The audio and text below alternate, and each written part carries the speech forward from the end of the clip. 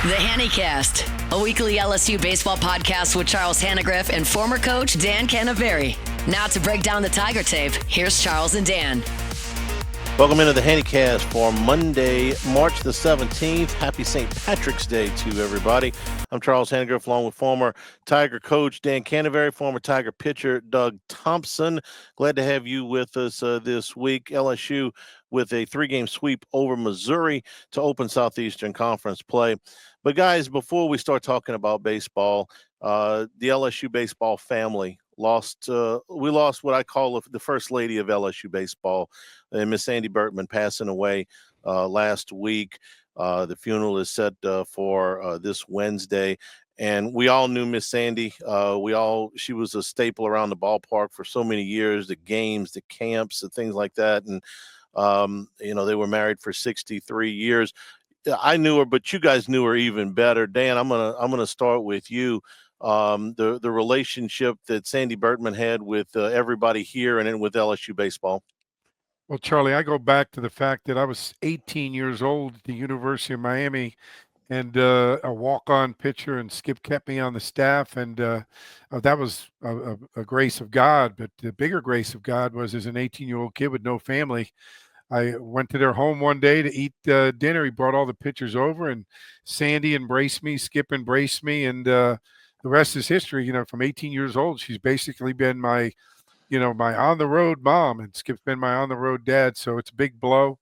But the one thing, when you mention it, and of course, Doug knows this, if you knew Skip and you knew LSU baseball, you had to know Sandy, because she was as big a part of it as Skip. And I can tell you, as being a former coach, there's nothing that's harder than being the wife of a baseball coach. And no one did it better than Sandy, and no one did it with more grace, and no one helped more coaches' wives learn how to be coaches' wives than Sandy. And Doug, I know she had a special relationship with many of the players.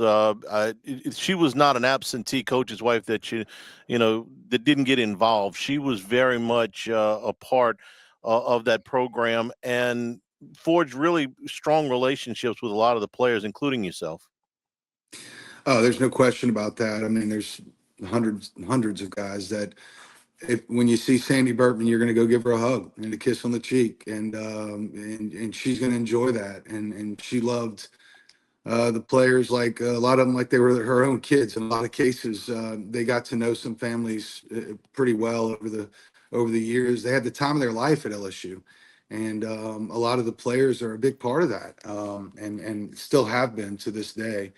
So it's going to be tough to be out there without seeing Skip, without Sandy, and of course everybody's concerned about Coach Bertman and the girls.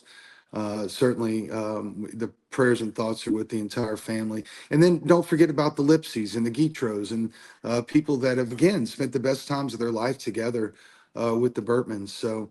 The world lost a beautiful human being. They don't make them like Sandy Bertman anymore. And college baseball, LSU, it's a sad week in Tigerland, right? And there's so many people that feel like they know Miss Sandy and have never met her, because, like you said, Cano, she's just kind of a staple of the whole atmosphere out there. So hopefully LSU does something to commemorate Sandy, or in some way. I'm hoping they put some type of a plaque of her, right behind the statue of Skip Bertman, because the truth is, Skip would be the first to tell you, if they were to remake that statue, she should be somewhere right there next to him.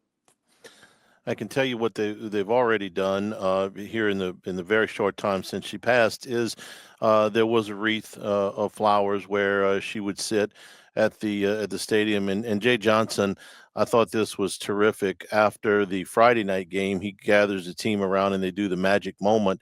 Well, the magic moment this week was all of the players are going to sign a card, and they dedicated that game to Sandy Bertman, and they're going to present that to Skip the next time that he is at the park. So those are the things that they're going to do in the short term, and I'm sure there'll be some long-term things there as well. And it goes without saying that our hearts and our sympathies, our deepest condolences go out to Skip and to the girls on their loss. And we're going to certainly miss Miss Sandy Bertman.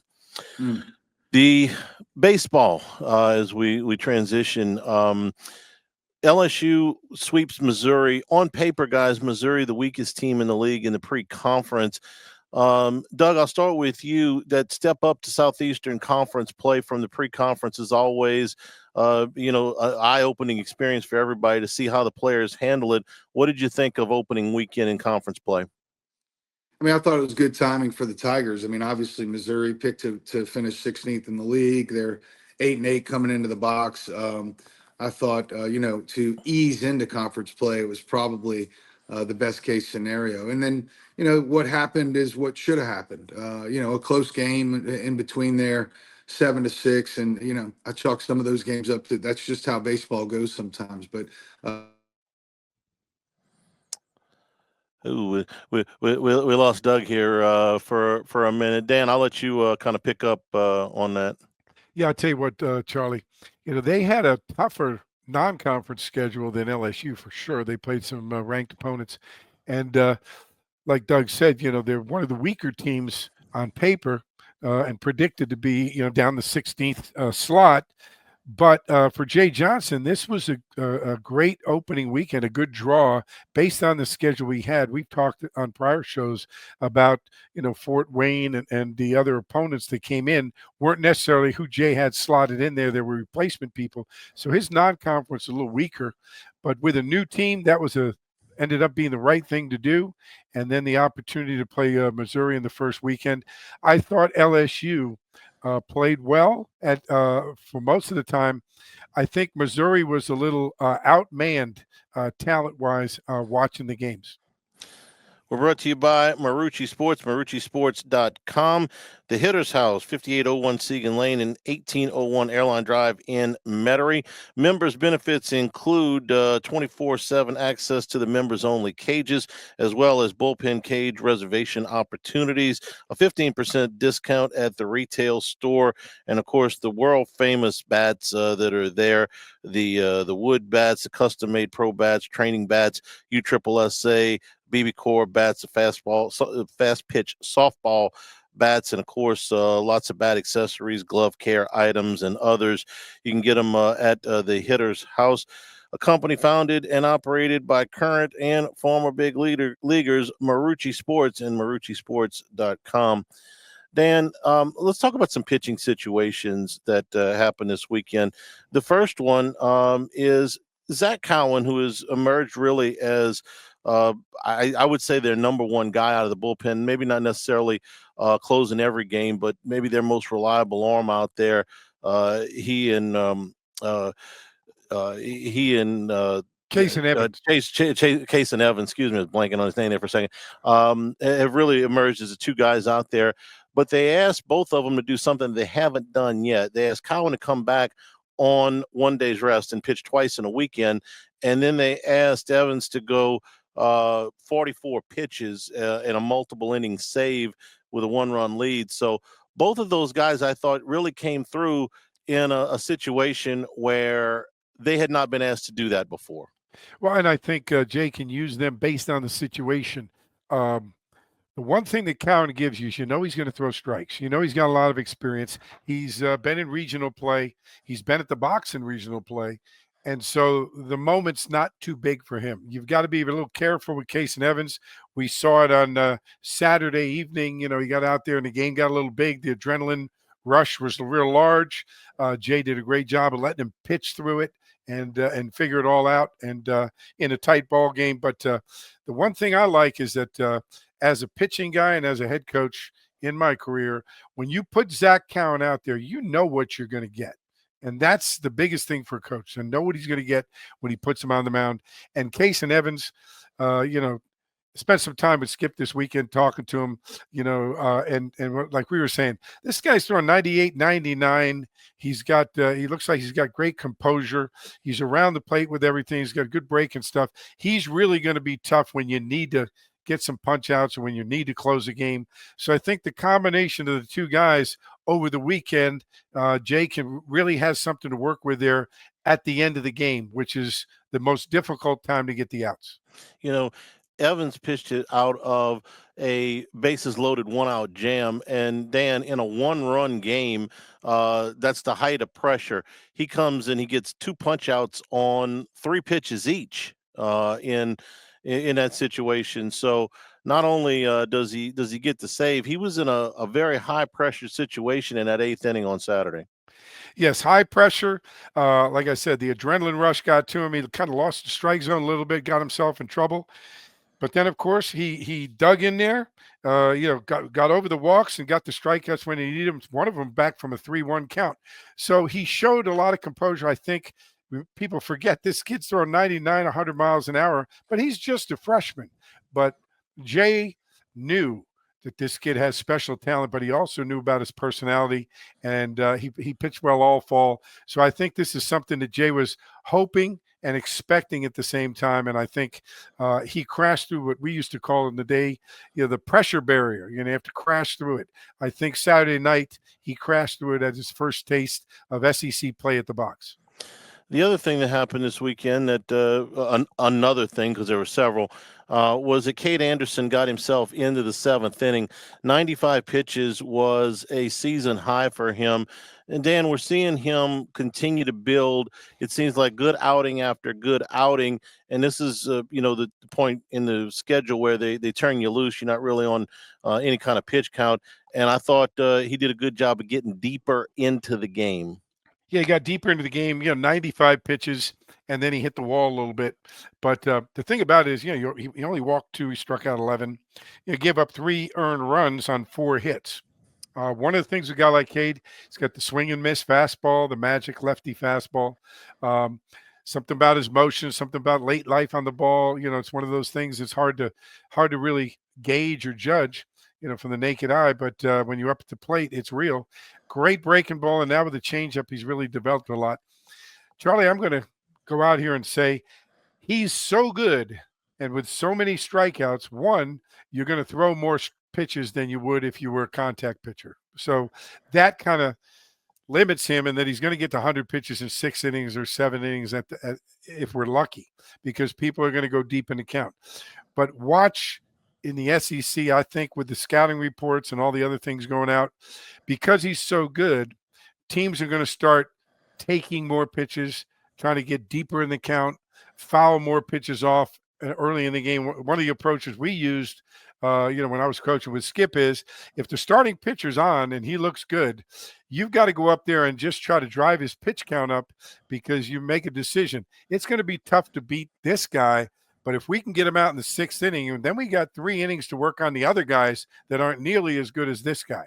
And so I think that might be an approach you'll see as we move into SEC play and he pitches more and more in the SEC. We're brought to you by Dependable Storage, with 8 locations across Louisiana and 1 in Gulfport, Mississippi. They'll match any competitor's pricing, offering convenient online rentals and payments, free use of their moving truck for new rental move-ins, clean, secure, and conveniently located facilities. Check out the website at dependablestorage.com for locations, pricing, and rentals. Like Skip always says, at Dependable Storage, they want your stuff. Also, while we're talking about the new things that we saw this weekend, as we bring Doug back in, DJ Premuth pitched in all 3 games this weekend. And Doug, that ain't the easiest thing to do, to be on the ready, to come out there and pitch 3 different times in a weekend. No, it's not. He didn't throw many pitches that first night, so that kind of saved him there. But yeah, it's pretty rare that you see a reliever. Usually it's 2 days in a row. You're off for a couple days, or more than 3 innings and you're off for a couple days. But like I said, let's see that first night. The first game he threw, what was that, 12 to 13 pitches. 13 pitches. So 13 pitches, kind of like a mini bullpen. The next game he threw, what do you got there, Kenna?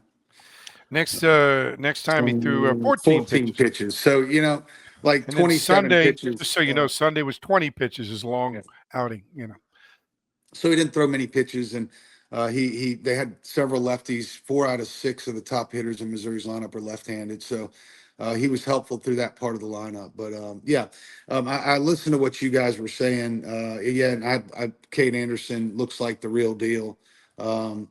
He even, early on gave up the 2 runs in the top of the second inning and was able to keep zeros on the board the rest of his time in. And you're right, Cano. People that want him to get deep into games, he's just not going to get into the ninth inning with all the strikeouts. I mean, when you strike a lot of people out, you're going to throw a lot of pitches. That's just part of that. So he has been as good as he can be. He's one of the best in the league.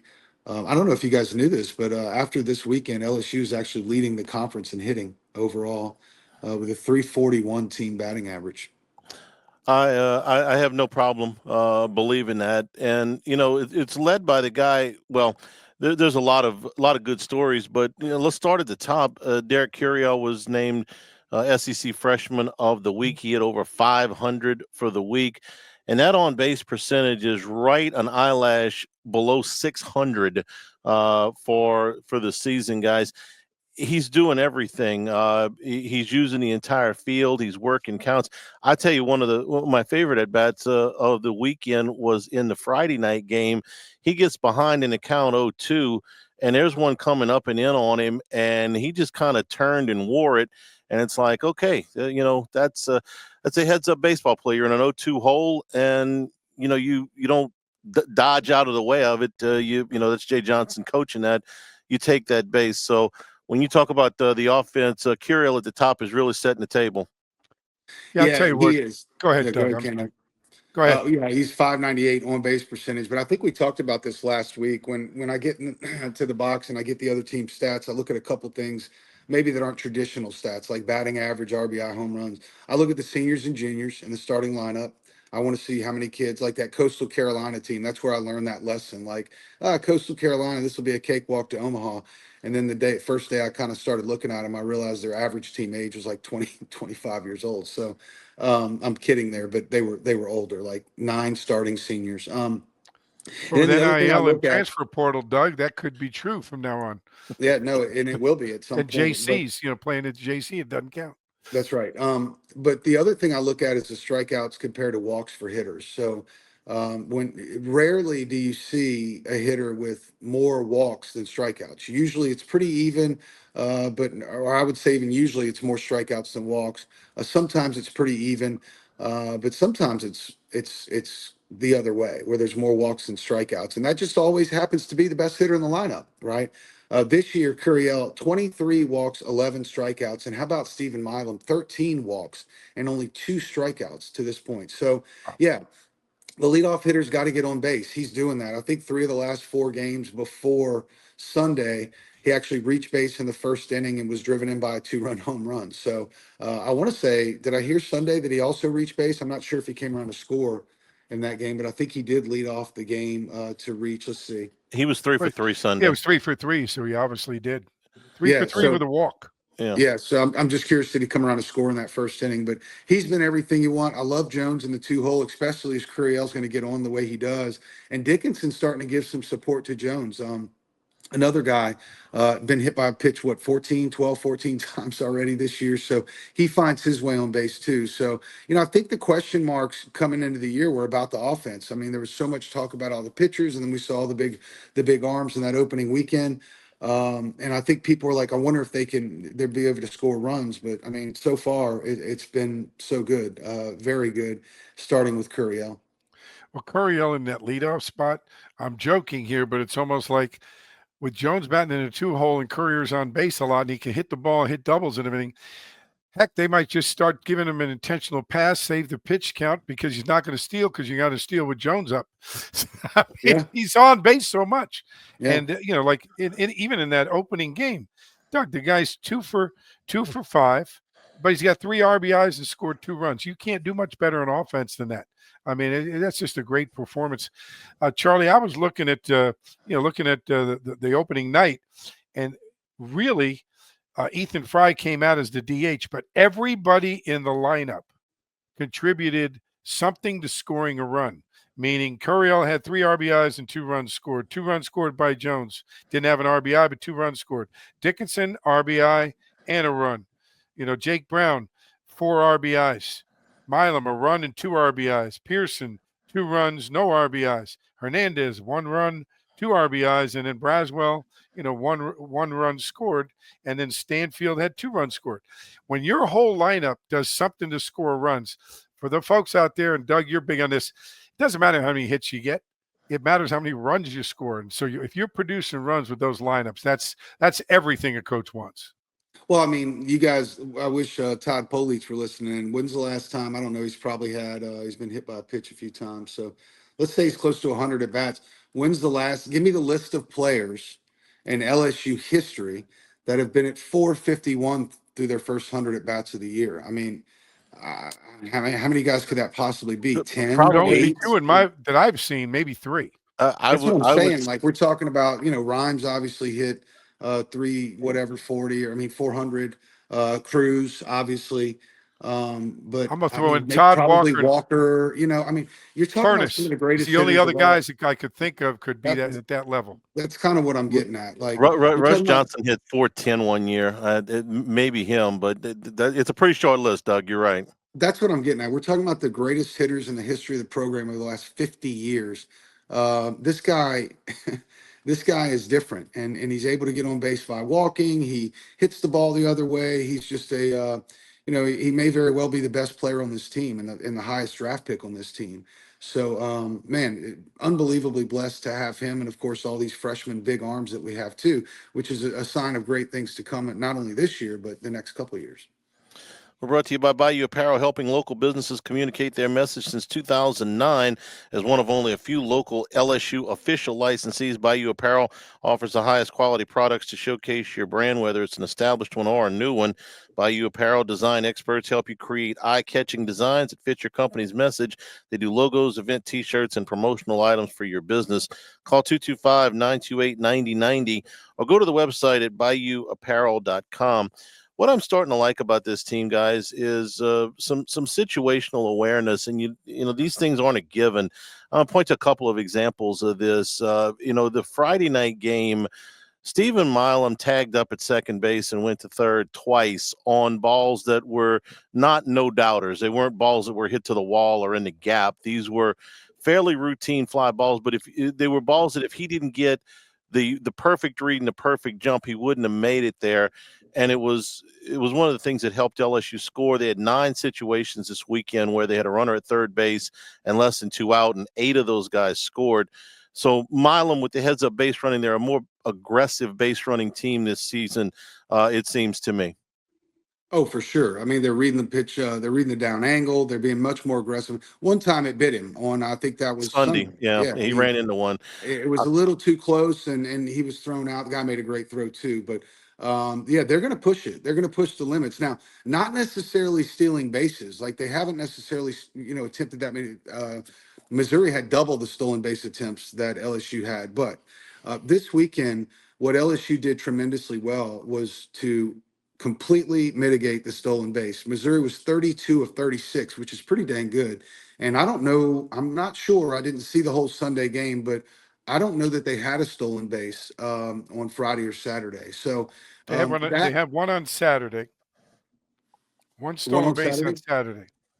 And then the other thing I noticed when I look at their stats, if you look at their batting stats throughout every game, they went through a span there from, the third game of Purdue Fort Wayne all the way to the game against Sam Houston, where they left double-digit men on base in every game except for 3 of those. That's 1, 2, 3, 4, 5, 6, 7, 8, 9.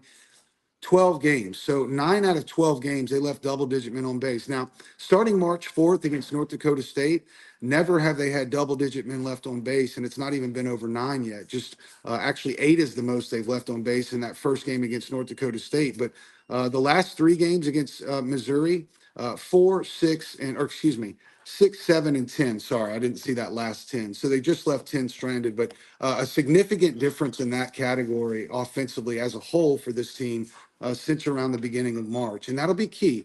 I was a little nervous about that. In that little stretch there, they were winning, but I was noticing every night, man, we were at 15 left on base one night, 12, 10. And that's one of those things that that's about the timely hit, right? You got to get the timely hit when they're on base. And it looks like they're doing that much more often today. Here's another situation that I liked in the Friday night game. The bases were loaded. I think it was a one, maybe a two-run ball game at this point, and Jared Jones comes to the plate. And you guys know he comes to the plate with the bases loaded. The ballpark starts buzzing. It's a Friday night in the SEC, and everybody in the park, including Jones, wants him to hit one halfway to the bridge. And I And he thought, would have at that it, moment because the yeah, wind was out hard to left center field. yeah. Well, what I liked about it though, Doug, was he didn't swing out of his shoes. He didn't get himself in a bad spot. He actually drove a base hit to right center field to plate 2 runs. And I just feel like 2 years ago, he would have probably gone up there, taking these monster swings and may not have even made contact. If he hits it, great. It's going to go forever. But I just thought it showed a little bit of maturity there for him to be able to go the other way with a pitch where all he wants to do is yank it up into that jet stream and have it go a long way. So I thought, it showed some maturity as a hitter for Jones. Oh, listen, from where Jared Jones was when he started off so hot until the league kind of figured him out a little bit or figured that he would chase the must curve. He became a must curve guy, Keno, and a will MC chase. plus, yeah. And a will chase guy, yeah. And Jay, by the way, another great kind of Jay Johnson coaching moment. He knew when it was time to really sit him on the bench the rest of the year, which was 14 or 15 home runs. That was a pretty conscious decision of Jay's to make, and that might have protected him to be the hitter he is today.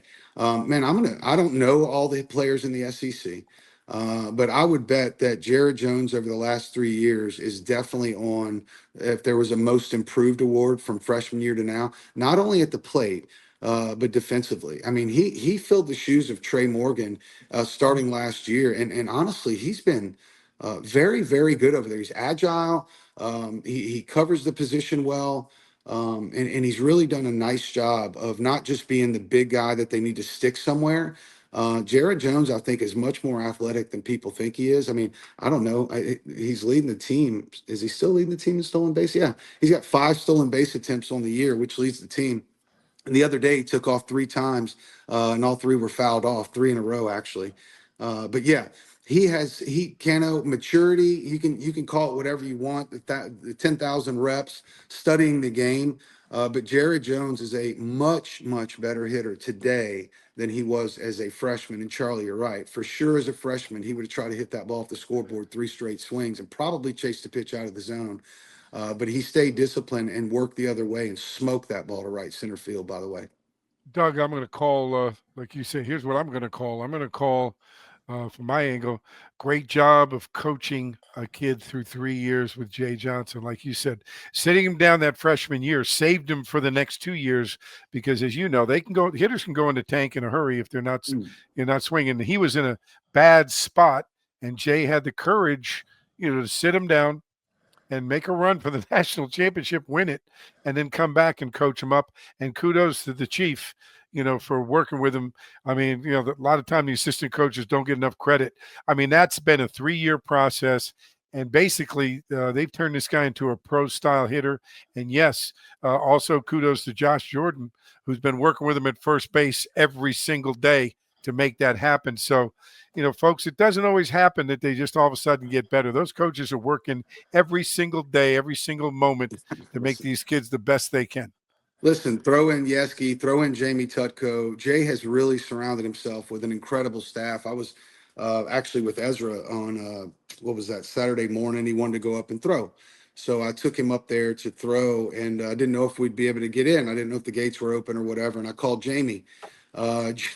Jamie was already there. It was like 8:30 in the morning, 9 o'clock. I was like, man, don't we play at 6 o'clock tonight? He's like, oh yeah, man, but we're all, they're all there already. So those guys are putting in 15 hours a day, every day. They are scouting these games using more information than we ever dreamt of having. It's not just about watching the game video. They watch the game video too, but they know the information about every single pitch from every single pitcher that was thrown. And let me tell you, Jamie Tutko is really getting good at interpreting that TrackMan information and being able to use it to win baseball games. Not only on the plan to attack hitters, but how their hitters can attack pitchers based on what they have and what they throw the most often. I mean, they've got it down to the last decimal point on, what percent of pitches are thrown at what time. Like every pitcher that comes in, those scouting reports say this guy will be 74% fastballs to right-handers. He's going to throw a slider 21% of the time and his changeup 4%. To lefties, he's 72% fastball. Changeup's going to be 31. I mean, Cano, back when we played, it was like, this is the one he's going to try to strike you out with, and this is the one he's probably going to throw the most often. But the truth is, we would watch a game or two, maybe 2 or 3 innings of that game on each pitcher. I'm telling you, this is where the game has changed the most. The ability for your team with the right people to prepare using this new information is the new way of baseball. And Jamie Tutko and the rest of that staff, those guys that you mentioned, man, they're elite when it comes to this stuff. He's the unsung hero. And like I said last week, I went up and saw Coach Bianco, and he went in his office, spent some time with him, and he's raving about his people that do it. And like you said, Kenna, we used to sit and watch a VHS tape for 2 hours, chart it and try to figure out some stuff, call other coaches, get some information, and come up with a decent idea of what we were facing. This is so exact, and they've got all the information right at their desk. And like Mike said, they work so hard. The hours that are put in, it's a much harder job now almost because of all the information's out there. You don't want to leave any information on the computer. If you're really coaching, you get into this, you can dive into the rabbit hole so deep that you can't climb out. The deeper you're able to dive in is one thing, but how you interpret the information is the other. And God bless Mike and Jay and all the other college coaches. I mean, you're talking about 2 of the best in the game with Mike and Jay Johnson. But let me tell you something. Stanley Burtman having this type of information at his fingertips. Oh my gosh. I don't know that he would have lost double-digit games ever. And I mean that. Now, and I'll elaborate a little bit more.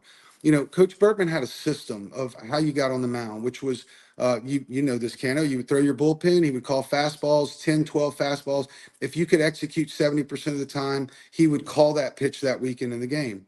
Then he would go to curveballs, same deal, 70% of the time. And then you try changeups, up 50%. So this weekend, we won't have that pitch, right? Because it didn't fit his system.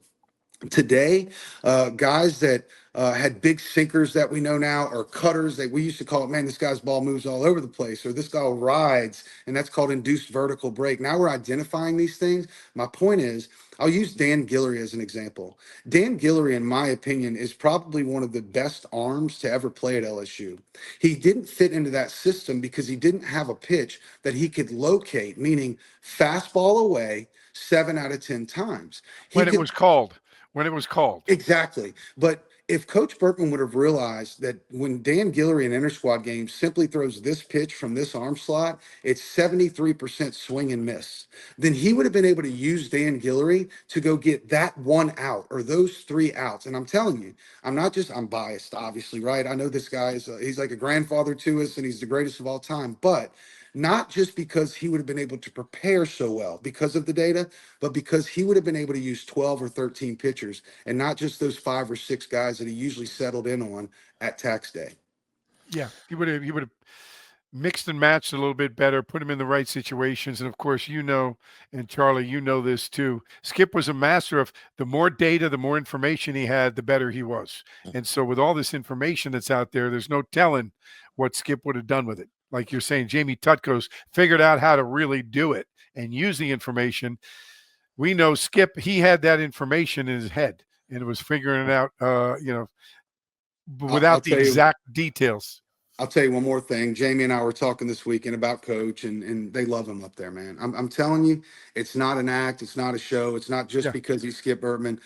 Those guys up there truly respect Coach Burtman, and they truly want him up there. They want him giving his feedback and his thoughts and his perspective so much that Jamie recently met at Mike Anderson's, the table, Cano. Right, and they sat there for about 2.5 hours.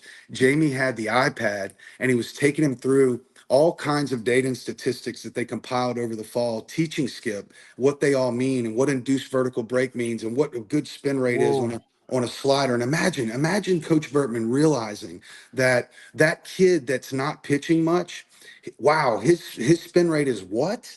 3,100, right? He just We just knew that it was a good curveball, but he didn't have anything else. But what if Skip Bertman would have known that that kid that he didn't use because he didn't fit his system actually had one of the best RPMs in the league with his curveball, or maybe 17 inches of run with his sinker, which would be a guy like Dan Guillory. Again, I'm not saying it just because it's Skip Bertman, and he's already the greatest of all time. I don't need to make him any better than he already was. I'm just saying that if that man back then would have had this type of information, man, he was already tough to beat. It would have almost been impossible. We're brought to you by Lake Urgent Care, 25 years of experience dedicated to providing quality care closer to home. They treat minor illnesses and injuries for ages 3 months and up at 17 convenience locations, including Baton Rouge, Hammond, Livingston, and Ascension parishes. Plus, they offer occupational health and weight loss solutions. As a seamless extension of Our Lady of the Lake, patients can access care from anywhere with the My Chart patient portal. Our urgent care centers are open 7 days a week. You can walk in, check in online, or you can schedule a virtual care visit at lakeurgentcare.com. I want a couple more topics I want to cover before we wrap up, guys. First of all, Michael Braswell. First of all, he's been in and out of the lineup. They've been in a platoon situation over there. Tanner Reeves has been having some good success, but with 3 left-handed pitchers going from Missouri, Braswell got all 3 starts. And by the way, we think that Texas will throw 3 lefties at him as well next weekend, so we may see it again. Not only did Braswell have a good weekend, and he had been struggling at the plate, he got down 2 bunts, a sacrifice, a safety squeeze, and a suicide squeeze. Yeah. And he also had some things to say after the game about, listen, I don't necessarily care how much I play. I just want us to win. I want us to go to Omaha. So he's being a good teammate, and he had a good weekend. Look, they're not going to bunt their way to Omaha, but when you got that club in your bag, they've been squeezing a little bit here, guys, and it's just good to know that's just another way that they can use to beat you. One of the things Jay wants to do, and every coach wants to do, is there's so many different ways that the ball game can go, and there's so many different ways you have to win a ball game. Some days you win it with pitching and defense. Some days you win it with home runs. Some days you win it with you're running the bases, like we talked about. I think Braswell's bought in, and I think Jay's really pushing to try to find several different ways to win a game. So when you get in that game, you know you can still win it. And kudos to Braswell for just buying in and saying, I just want to win. I don't care what it takes. I'll do whatever it takes. I don't care how much I play. I just want to be in Omaha and get a ring. And Doug, for the teams we had, that's the most important thing. If you just all buy in that this is not an individual sport, Charlie mentioned, it's not like golf. You don't have a club in your bag. You got to just do whatever it takes at the moment you're up there. And Jay's got so many interchangeable parts that guys have to take on their roles, because there's not going to be starting 9 the whole year. I don't think. I would say Michael Braswell taking that mindset on is probably as important as Derek Curiel hitting 450 at the top of the lineup, because it's the bent nickel situation. You're staring right dead at it, right? It's a potential bent nickel situation. And Charlie, the nickel demonstration Coach Bertman used to do, where he'd stack the nickels on top of each other, and then he would put a bent nickel, in the middle of it, and then continue to try to stack. Of course, it wouldn't stack, and he would tell us, like, we can't, there can't be a bent nickel among us. Like, we all have to be pulling on the rope in the same direction. And I think about so many players over the year. I always think about Keith Polazola. When I got to LSU in 1996-7, after Warren Morse's home run, there was no other second baseman. It was going to be Keith Polazola. In his mind and in everybody's mind, like week 1 and 2, everybody thought Polo, because he was a 4th-year senior, was going to get that opportunity. And that's not how it worked out. Blair Barbier ended up starting at second base that year, and Keith Polazola probably didn't get more than 25 at bats. But Keith Polazola decided, instead of being the bent nickel, that he was going to be like the team mascot. I mean, this guy had us fired up before every game. Literally was the first guy out to the mound in the dog pile. And Nobody knows that Keith Polazola did that, or what that meant to our team. I don't even know that we knew what it meant for Keith Polazola to turn into the guy that he was that year for us, the lighthearted, joking, waving the towel in the dugout to get the box moving when it needed to. Like, without that type of selflessness I don't know that you can win a national championship. And I'm not saying that we had that type of thing in 1998, but I'm saying it wasn't quite like it was in 1997, where we ran away from the competition. And I think that Michael Braswell, Josh Pearson, right? Some of these guys that have been around for a long time that are accepting of whatever roles necessary for them to be in Omaha again. I think that that's part of, like, if you talk about the four attributes, like the defense and the timely hitting and the pitching, I think you've got to have some selfishness too among your team leaders. And Braswell taking on that mindset, I'm telling you, it's a big deal for this team. I see Keith Polazola every morning, Doug. You know Did why? he really? Well, no, not in person, Oh, but okay. I've You got got a picture. excited there, Doug. Hang on. did. I've got a picture. You guys know the picture. You've seen it a million times. It's Yes. right on top of my on top of my desk of Warren Morris hitting a home run. And And Keith, yes, I know what you're talking about. I you love know that picture. Morris is going around second base, Burrell and Cora on the ground, and the one person you see is Polazola is looking back at the Like toward the grandstand. home crowd. Like, right, Yeah, exactly. and he's got this, of course, huge smile on his Oh, it's face, and unbelievable. so I see him every day. every, Yeah, I'll tell you a every funny morning I wake story up, I go about to my Polo. desk, and I see Keith Polo. So I don't know that I've ever even really told anybody this story, just because I've really hadn't. Well, I've thought about it before, but not in a situation like this. Well, 1997, the eighth inning's over in the championship game, and I went down into the locker room. Ken, I remember in the old box or the old Rosenblatt, there was the tunnel from the locker room or from the dugout to the locker room. Yeah, right in the And back of the dugouts. Yeah. yeah, I went in there just to be, in the quiet, because, there's one inning left, whatever. And I'm sitting in my locker, and I've got my hands in my head, and I'm just kind of got my eyes closed, and I'm just trying to, breathe and not get overexcited. And and as soon as I look up, Keith Polazola is literally 5 inches from my face, and he tells me that he's going to be the first one out of the dugout, and he's going to be the first guy on the mound to dogpile me. And as sure as he said it, I couldn't believe it when I turned around and looked at the dugout. I can still remember thinking, "Oh my God, Polo really is the first guy out of the dugout." He took off running when that pitch was halfway to home plate. Like, he took off running with his hand in the air when that pitch was halfway to home plate. And let me tell you something. Polazola didn't play as much as he wanted to that year, didn't hit as much as he wanted to that year, but that year is one that he will never forget. And I promise you, that year and the Warren Morris year, obviously, are two of the best years of his life. So again, selflessness is a must on a championship team. Not everybody can play shortstop and lead off or be the Friday night pitcher. Maybe some deserve to, maybe some could, but the truth is not everybody can, and everybody certainly has a role. And those teams that accept that early on are the teams you need to watch out for later in the season. we are brought to you by Dana Brown, the law offices of O.C. Brown. For over 25 years, Dana and his staff have carried on his father O.C.'s name.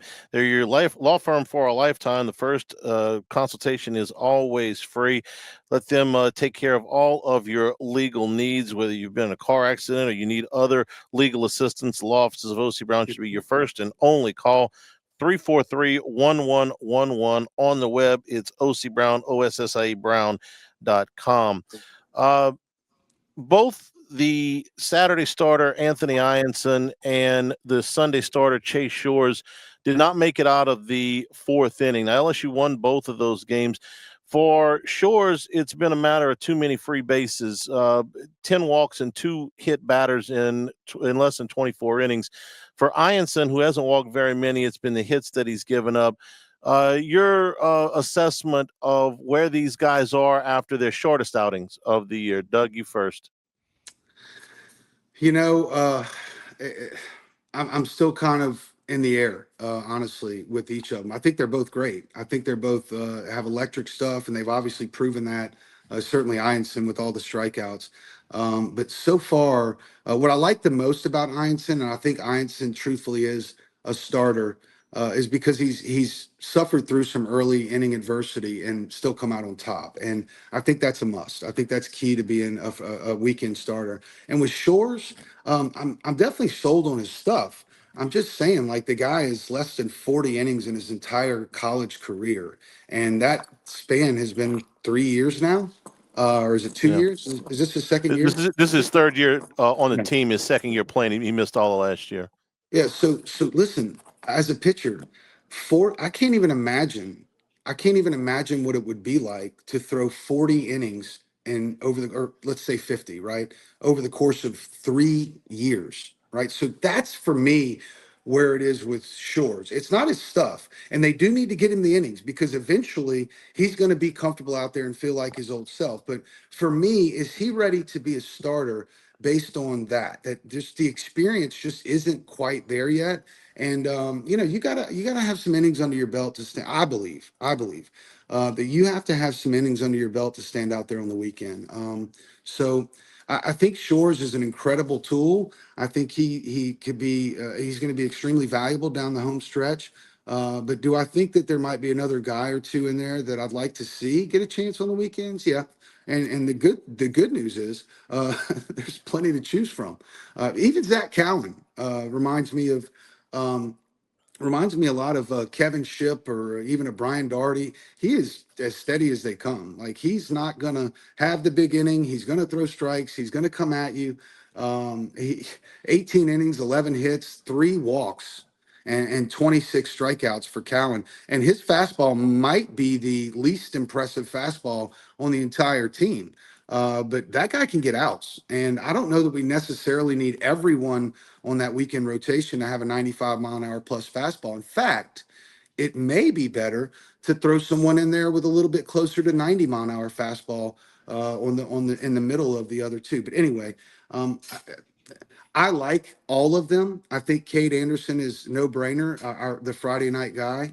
I think Chase Shores is definitely a weekend pitcher. I just have questions about, man, how would that be? I just, I pitched 500 innings over 4 years of college, so I can't imagine having a break for 3 years after high school where I only throw 40 innings. I just can't imagine what Chase might be going through. And as far as Ionson's concerned, he's a warrior. Like I said, man, Kano, you said it earlier.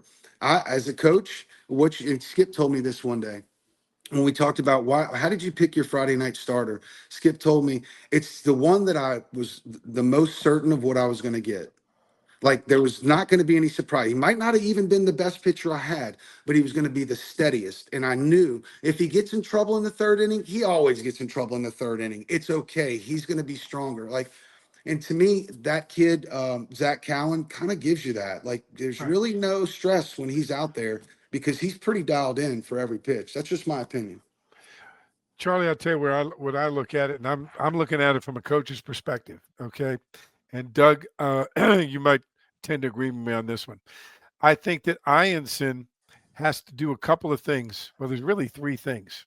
One is I think he's got to get some more bite movement on his fastball where they don't square it up, they don't hit it as much. Two, he's got to miss better. You know, we would practice in the bullpen about, the The extra 1-2-0-2 curve. pitch. Yeah. Right. Or when you move a fastball over, you miss 2 inches off the plate. I mean, he's got to be a little more exact because they hit his fastball. Where Cade Anderson, they swing and miss at his fastball. So if you got a fastball that they hit, you got to make it do something.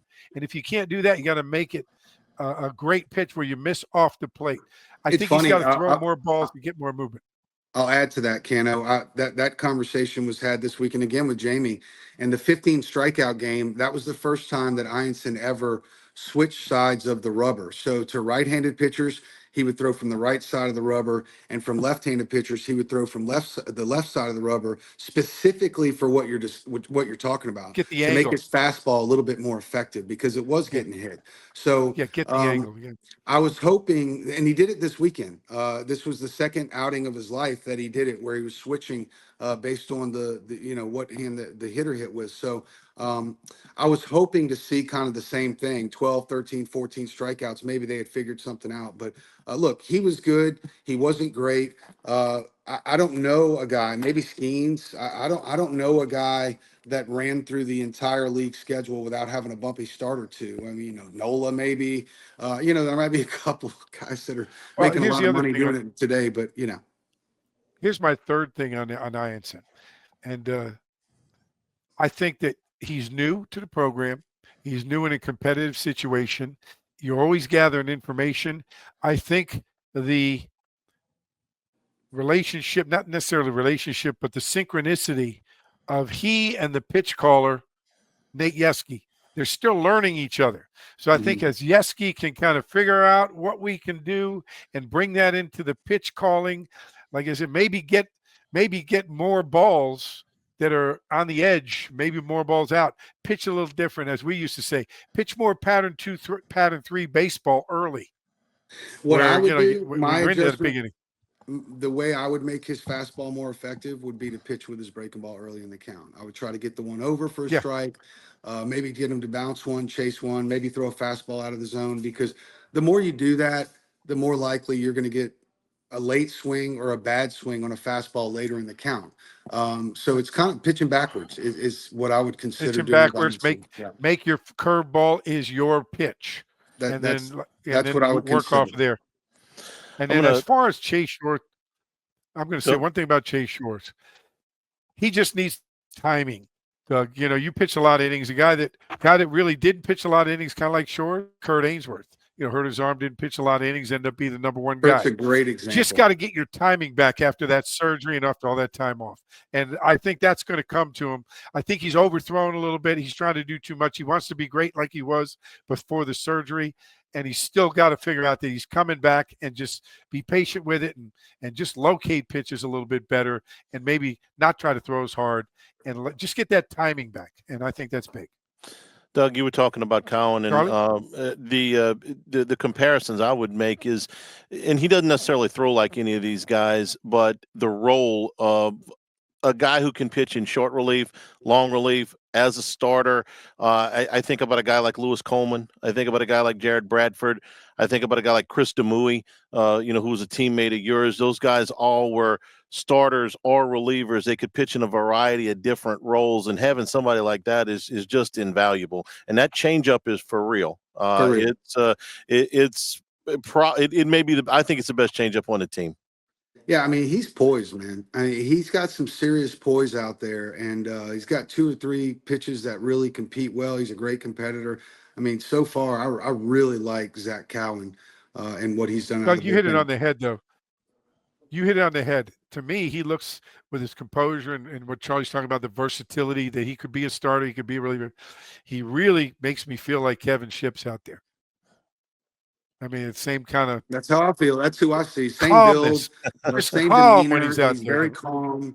I asked, actually, I didn't ask the question, but we were in Cano, actually, I think you were there. We were in someone's backyard many, many, many years ago in River Bend, and it was late at night, and someone asked Coach Burtman, what pitcher would you pitch for in the final game to summate your career, like to win the final one? And he said, "Oh, that's a great question." And his answer was Kevin Shipp. And when someone asked him why, not that obviously Kevin Shipp was great, he said because he was dumb to the moment. Not a dumb person, not at all. He said he was just, the moment never mattered. Like whether it was Southern on a Wednesday, and when I would go to the mound and visit him, it was the exact same person as when I visit him in the national championship game against Miami. And I feel like that's kind of Zach Cowan out there. He just seems tremendously under control, very calm, and he always gets the job done. So if there were a shakeup in that starting rotation, for me, it would be Zach Cowan would be one of the guys to consider. I think of Kevin Shipp. I think of one game more than any. It's the opening game of the '96 series. LSU was leading 9-1 against Wichita State, seemed to have the game in the bag. Eddie Yarnell, who was the ace that year, I came out of the game in the 6th inning, and then all of a sudden Wichita State goes on this run. All the momentum in the park. They get it to 9-8, and Shipp was the number 2 starter. He was supposed to go in game 2. But Skip went and got him. Shipp's told the story. He almost didn't bring his spikes. He was just charting pitches. Was not supposed to pitch that night, and he came in with the bases. The bases were loaded, and he got LSU out of it. Stayed in the winners bracket, won the national championship, and he wasn't even supposed to pitch that day. So that's what I think about when I think of Shipp. That's where you got the nickname the Iceman. Yeah. Used to call him the Iceman. You can't rattle him. He's just too cool. Dan, what's going on? Dan, what's going on over at Six Rings? Well, Six Rings are getting ready to crank it up. We got the teams playing on the weekends. We got people doing lessons. We got kids hitting in the cage. It's baseball season. And, a lot of kids 7 to 18 years old over here on the North Shore. Doug's been up here, got a great facility, and I'm excited about it. Got a lot of good kids, a lot of good people, and it's baseball at its core, and that's fun for me. Doug, Louisiana firefighters, we've got our first responders. We're still trying to raise some money for this group. Yeah, the Louisiana Firefighters Foundation, like I told you guys, man, it's a great project. I'm honored to be part of the team. It's really simple. I mean, we provide support in terms of training to our community responders, teachers, and business owners, and of course to firefighters. We have continued education that they have access to. We also have one of the largest firefighter conferences in the U.S. We have it here every year. It's at LaBerge. We have 300 or 400 firefighters. It was designed to give an opportunity for Louisiana firefighters to actually get to one of these national conventions because, all the others are really expensive to go to say the least. But we make it very affordable. We bring in the speakers from 9/11 and the war veterans, and we do all the stuff that the big places do. We do it right here in Baton Rouge. So it's been a great project. It's just every day we learn something new and we're able to help someone new. So well, for sure. We're going to get you guys some more information soon to let people, your guys listeners, know how they can be involved. All right, LSU steps up in competition this week. They'll play Texas in Austin, 3-game set. Longhorns won all 3 of their games in Starkville this past weekend. 7-inning doubleheader for the last 2. They are ranked in the top 5 in the polls this week. So you got a top 5 matchup in Austin. We're looking forward to that. We'll break that one down next week. For Dan Cannaveri, for Doug Thompson, I'm Charles Hannigrove for Monday, March 17th. This has been the Hannycast.